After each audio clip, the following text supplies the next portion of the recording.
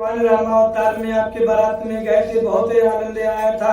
उसी आनंद को सोच सोच के हम लोग बहुत सारी तैयारियां कर रखे थे, जैसे आज आप लोगों ने भी तैयारियां किया होगा ना। महाराज बहुत धूमधाम से तैयारी किए थे, लेकिन आपने तो सारे सपने को ही व्यर्थ कर दिया महाराज। भगवान ने कहा चिंता मत करो, जितना आनंद बारात जाने में आता था उतना ही आनंद द्वारिका में आएगा, चिंता मत करो महाराज। एक ग्वाला था, बोले महाराज कैसे आनंद आएगा? बोले चिंता मत करो, क्षणिक मात्र इंतजार कर लो। जब कन्या आ गई, अब यह विचार बनने लगा कि कन्या तो आ गई, लेकिन कन्यादान कौन करेगा? क्या बात है, कन्यादान कौन करेगा? विचार चलने लगा। अब ये गंधर्व देवता आने लगे, बोले महाराज इतनी कृपा कर दो, कन्यादान करने का सौभाग्य प्राप्त करा दो। भागवत में इधर महाराज रेवत भी आ गए, बोले महाराज ये कन्या का तो कन्यादान किया, अब इस कन्या का भी कन्यादान करने का सौभाग्य दिला दो। सभी लोग अपना अपना इधर से द्वारिका में से भी निकलने लगे, बोले महाराज इतनी कृपा कर दो, कन्यादान करने का सौभाग्य दिला दो। अब कन्हैया जी महाराज क्या करें, किसको मना करें, किसको हाँ करें? बड़ी धर्म संकट में आ गए। तब तक समुद्र जी महाराज आए, बोले हे महाराज, भगवान ने कहा आपको क्या परेशानी? बोले परेशानी, अरे सारी परेशानी है। ये बताइए महाराज, ये तो साक्षात लक्ष्मी है, आप भी जानते हैं। भगवान ने कहा तो सत्य है। बोले जब ये लक्ष्मी है तो जब मैंने समुद्र मंथन के समय से लक्ष्मी का कन्यादान किया है, तो आज भी मुझे इसका कन्यादान करने का सौभाग्य मिलना चाहिए। अब भगवान श्री कृष्ण जी ने कहा ये तो तर्क सम्मत है भैया। उस समय भी इन्होंने कन्यादान किया था लक्ष्मी जी का, अब आज भी अगर ये कन्यादान करने का सौभाग्य मांग रहे हैं, बोले महाराज सोच के बोलिएगा, क्योंकि आपका द्वारिका मेरे समुद्र के समीप ही है। भगवान ने कहा चिंतन मत करिए, अभी सोच लेने दीजिए, बलराम भैया को आ जाने दीजिए, क्योंकि भाई बड़े वही हैं और जो भी निर्णय लेना होगा वही है। क्योंकि जब भगवान श्री कृष्ण जी अगर कहीं पर उनको जो है किसी तरह से वो हो जाता था, तो बलराम जी को ऊपर डाले, भैया अब तू जा। बलराम जी महाराज है, बोले भाई क्या बात हो गई? तो ये द्वारिका में सन्नाटा क्यों है? दुल्हन आई है, बजना चाहिए। द्वारिका वो वासी बोले महाराज कैसे बजना चाहिए, कहाँ से बाजा बजेगा? अरे महाराज अभी कन्यादान ही नहीं हुआ, अभी बारातियों और घरातियों की व्यवस्था ही नहीं हुई। अरे बोले बलराम जी महाराज बोले बारातियों घराती क्या व्यवस्था करना? अरे समुद्र महाराज कन्यादान करेंगे, हम लोग सब बाराती बनकर चलेंगे, आज इनका खूब खाएंगे। क्योंकि समुद्र मंथन में जब जो है इन्होंने किसी को कुछ नहीं खिलाया था, सिर्फ कन्यादान करके भगा दिया था। लेकिन आज तो समुद्र देवता क्या खाना है? सारे द्वारिका वासी बोले महाराज तब तो ठीक है, अगर समुद्र देवता कन्यादान करेंगे तो आज हम लोग बाराती बन के खूब क्या खाएंगे। क्योंकि भगवान श्री कृष्ण जी जानते थे कि कन्यादान तो करने का भाई भाग्य नहीं का बनता है। महाराज महात्मा लोग कहते हैं कि जितनी बार माता लक्ष्मी जी का जन्म हुआ इस पृथ्वी पर, उतनी बार समुद्र देवता ने ही उनका कन्यादान किया, किसी न किसी रूप में आकर। महाराज जब समुद्र देवता ने कन्यादान प्रारंभ किया, भाई बड़े बड़े वेदांत ऋषि लोग आए। अब बाराती लोगों का क्या पूछना? बलराम जी महाराज बोले इसमें दोनों शादियों का जो है कहीं में सारा हिसाब बराबर हो गया। द्वारिका वासियों ने कहा बोले महाराज मतलब यही हुआ कि जो लोग मेरी विवाह में आनंद नहीं पाए थे, वे लोग भी इसी विवाह में आनंद ले लो, कोई रोकने वाला नहीं है। अब सारे बाराती पहुंच गए, बारातियों का तो सब लोग जन्म करते हैं भैया, पहुंच गए। जब समुद्र देवता ने देखा, बोले महाराज जल की गहराई अधिक है, बारातियों से कह दीजिए थोड़ा प्रेम से रहे, महाराज हाथ जोड़ रहा हूँ। बलराम जी महाराज बोले आज मैं कुछ नहीं बोल सकता, आज जब दूल्हा नहीं कुछ बोल पाया तो मैं कहां से बोल पाऊंगा। आज बाराती सब लोग अपना अपना आनंद लेंगे। महाराज अपना जलस्तर थोड़ा कम कर, थोड़ा अपने क्रोध को शांत कर लो महाराज। इसलिए देखिए, जब कोई पिता कन्या का दान करता है तो चाहे जितना बड़ा क्रोधी हो, लेकिन जब कन्यादान का समय आता है, भूखा भी होता है, उसके बाद उसके अंदर क्रोध अपने आप क्रोध कम हो जाता है। और लड़का दूल्हा चाहे जितना सीधा साधा हो, है ना, दूल्हे की मोहर रखते ही उसके अंदर बहुत क्रोध आ जाता है, भाई भाव बन जाता है। तो बारातियों का तो भाव अलग है भगवान महाराज। अरे जब साधारण दूल्हे के साथ में बाराती लोग जाते थे, इतना भाव रहता है। तो वहां पर तो सब लोग भगवान के बाराती थे, और जब भगवान के बाराती हुए फिर भगवान का भाव और भगवान का भाव और बारातियों का भाव तो डबल हो गया ना। अरे से किसी गांव में अगर कोई लड़का दरोगा हो गया हो, उसका विवाह पड़ गया हो, तो सारे बाराते ने दरोगा जी गया है, व्यवस्था एकदम टाइट चाहिए, तेरी परफ्यूम मांग के टका चाहिए, थोड़ा बाहर हो नए स्टाइल में कपड़े रहे चाहिए। इसे ये बाराती लोग ही भुलाए जाना कि गर्मी बाहर की ठंडी बाहर, है ना। अरे महाराज, जब द्वारिका के लोग बाराती लेकर चले महाराज, अरे तो समुद्र महाराज ने कहा, हे भगवान अपनी लीला समारो। बोले आज हम अपनी लीला क्या समारो, जब खुद एक लीला बने हुए हैं। बोले मतलब, बोले लीला को लोग देखने आते हैं, इसलिए आज लोग मुझे देख रहे हैं, तो मैं खुद स्वयं एक लीला हूँ। आज मैं कुछ नहीं कर सकता, क्योंकि पिताश्री उधर से आदेश करे कि कुछ नहीं बोलना, बलराम भाई उधर से बोल रहे कुछ नहीं बोलना, भाई गुलसेन जी उधर से बोल रहे कुछ नहीं बोलना, नंद बाबा बोल रहे कुछ नहीं बोलना।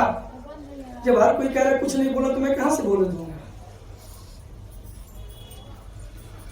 भैया महात्मा जी कहते हैं कि जब वासुदेव जी महाराज समधी बनकर चले थे, तो जब वहां पे पहुंचे तो समुद्र देवता जब दरवाजे पर भाई स्वागत करने के लिए खड़े हुए, आरती की थाल लेकर, तो वासुदेव जी ने कहा, हे महाराज, ये इसे खाली हाथ से जो स्वागत नहीं होगा। फ्री में बढ़िया दामाद आपको मिल रहा है, ना कहीं दौड़ना पड़ा, ना कहीं धूपना पड़ा। महाराज, मैं लड़के का पिता हूँ, जानते हैं ना, मुझे पहचानते हैं ना। समुद्र महाराज ने कहा, आज तो आप हम पूरे बारात को और मेरे भी मालिक हैं। अरे महाराज, अब आज मैं आपके सामने क्या बोलूं। वासुदेव जी महाराज ने कहा, हे समुद्र देव, मैं चाहे जितना बड़ा हो जाऊंगा, मेरा हक है, मैं तो कहूंगा, लेकिन हे महाराज, मैं तो आज भिखारी बन के आया हूं, मैं आज आपके घर से लक्ष्मी लेकर जा रहा हूं। उस समय का जो भाव था महाराज, जब कोई पिता अपनी पुत्री को भेजता है तो अपने अंग का, यूं मान के चलिए कि उसने अपना एक अंग दान कर दिया हो, इसलिए कन्या को रत्न की उपाधि मिली है, कन्या को रत्न कहा गया है। महाराज जब समुद्र देवता विदा करने लगे, समुद्र देवता की विदाई के समय उनकी धर्म पत्नी जी ने वासुदेव जी के पैरों को पकड़ लिया। बोले, महाराज, मेरी पुत्री भी बहुत ही नाजुक है, इसने कभी कोई कार्य नहीं किया है, हो सकता है कि अगर मेरी पुत्री से अनजाने में अगर कोई दोष हो जाए, थे महाराज उसका दंड मुझे दे देना, लेकिन मेरी पुत्री को कोई दंड नहीं। महाराज, इस प्रकार के आग्रह को सुनकर वासुदेव जी महाराज ने कहा, क्या करते हैं। अरे भगवान, आपका हृदय समुद्र, आपका नाम समुद्र है, आपका हृदय समुद्र से अथाह है। आपने ऐसी चीज वस्तु को, यानी ऐसे चीज को आपने दान किया कि जिसको दान करने के लिए हर व्यक्ति सोचता है। और रही बात पुत्री की, तो जिस प्रकार से ये आपकी पुत्री आपके आंगन में खेली है, उसी प्रकार से मेरे आंगन में भी खेलेगी। क्या किसी को अपने अंग से अगर किसी प्रकार से कष्ट हो जाता है तो अब व्यक्ति अपने उस अंग को काट कर निकाल, अरे आज से आपकी पुत्री मेरा अंग हो गई, यानी मेरे घर की अंग हो गई है। अगर इसे छड़ी कमाने से किसी प्रकार से मुझे कोई कष्ट की प्राप्ति भी हो जाएगी तो मैं इसको दंडित नहीं करूंगा महाराज। महाराज ने कहा कि अगर उंगली कट जाती है, दर्द होता है, पीड़ा होती है ना, तो कोई व्यक्ति पूरी उंगली को काट के निकाला नहीं देता, उसको ठीक करने उसमें मलहम लगाता है कि नहीं मलहम लगाता है कि मलहम लगा दूंगा ठीक हो जाएगा, थोड़ा इसका जो दर्द है ये कम हो जाएगा। तो बहू ही तो है, बेटी ही तो है, अगर उससे किसी क्षणिक मात्र का कुछ दुर्व्यवहार हो जाए तो अपनी पुत्री समझकर उस पर मलहम लगाना चाहिए, ना कि उसके ऊपर प्रताड़ना करें, क्योंकि जब आप उसको पर प्रताड़ना करेंगे तो उससे और दर्द होगा। उंगली कट गई हल्का सा ना तो उसमें पीड़ा हुई, अगर आपने उस उंगली को पूरा काट दिया तो उसमें और पीड़ा हो, तो पीड़ा खत्म होने वाला। इसलिए महाराज बहू है क्योंकि सोचना चाहिए कि जिस प्रकार से आप किसी की पुत्री को लेकर आए हैं, आपने भी अपनी पुत्री को किसी को दिया है, अगर उस परिवार की वजह से आपकी पुत्री को कष्ट होगा तो आपके हृदय पे क्या बीतेगी। महाराज ये कलयुग है। लोग कहते हैं कि जब व्यक्ति शमशान पर जाता है तो उसे बहुत ज्ञान आता है, लेकिन शमशान से हटते ही सारे ज्ञान खत्म हो जाते हैं। उसी प्रकार से सत्संग है, कथा है, इसलिए लोगों को सत्संग कथाओं में जाने के लिए प्रेरित किया जाता है कि आप कथा सुनो, सत्संग सुनो, क्योंकि जाओगे कुछ ज्ञान आएगा। अरे जितनी देर रहोगे उतनी देर याद रहेगा, उसके बाद घर पे जाने के बाद सब भूल ही जाता है, क्योंकि घर पहुंचने के बाद एक ही जिम्मेदारी, घर की 3 व्यवस्था, नोद तेल और लकड़ी, यही घर की पगड़ी। जीव आपने आंगन अपना दरवाजा छोड़ा, चौखट छोड़ा, कथा के पंडाल में पहुंचे, सब कुछ उस समय एकदम खत्म, सब कुछ याद नहीं है। आपने कथा श्रवण किया, ज्ञान बहुत बढ़िया, रे बहुत बढ़िया कथा हुई। घर पहुंचने के बाद आधे घंटे बाद कोई पूछे पंडित जी ने क्या क्या सुनाया, तो चाहे तो छन रही लेकिन याद किया जा रहा है क्या क्या सुनाया था, भी याद कर रहे।